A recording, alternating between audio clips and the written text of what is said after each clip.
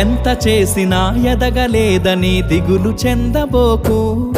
ఆ లోపమేడుందో మనసు దీపాన్ని పెట్టి నువ్వు వెతుకు. అతుకులమయమని ఎక్కిరించకు బతుకు పుస్తకాన్ని, అది చితిలో కూడా బోధించునురా ఏదో అర్థాన్ని. రాదురా ఏ విజయం నీ కోసం నా కోసం, ఎటుపోదురా నువ్వు చేసిన కష్టం ఎప్పటికైనా సొంతం.